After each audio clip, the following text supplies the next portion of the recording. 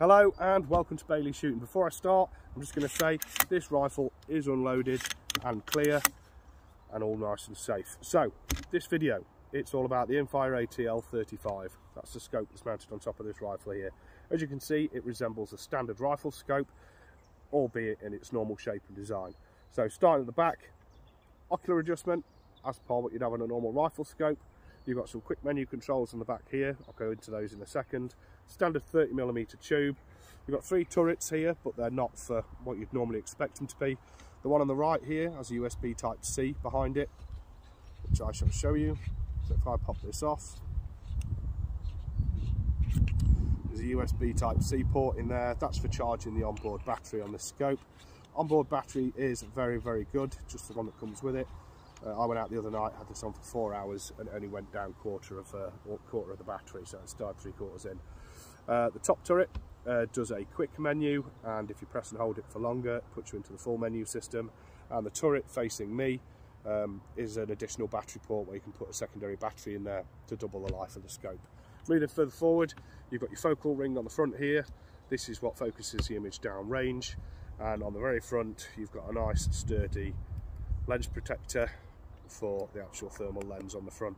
So this has got a 384x288 sensor and a high resolution screen inside. The colour palettes on this are, you've got white heat, you've got white heat identification mode, which around the image will darken and really like brighten what you're looking at. You've got black heat, you've got fusion, and I think that's it. Hang on, let's go through this. So that's black heat, red heat, fusion and identification.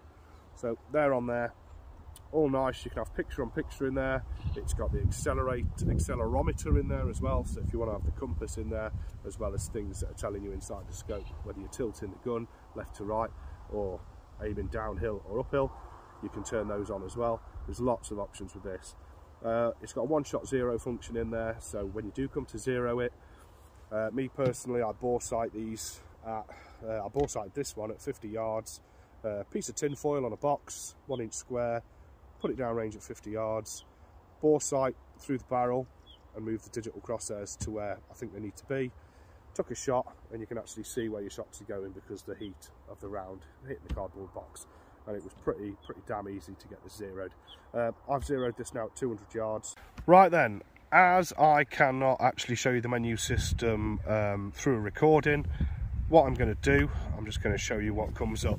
So if I just press the top turret once, you get a quick menu come up, which is here, and what that does, you can change your crosshairs, as you can see there,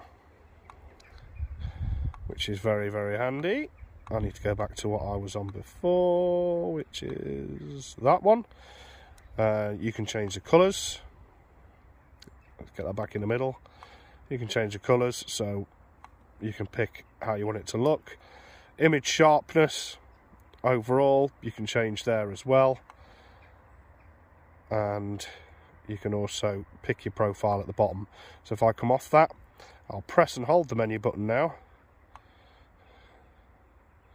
And that brings up your actual full menu system. So as you can see, you've got clear view, ultra clear view, your Wi-Fi, your video output, your shutter calibration, whether it's on automatic or manual, your compass, gravity sensors, your different profiles, and then it'll go onto your zeros, whether or not it goes into standby, pixel correction, compass calibration, and then your settings.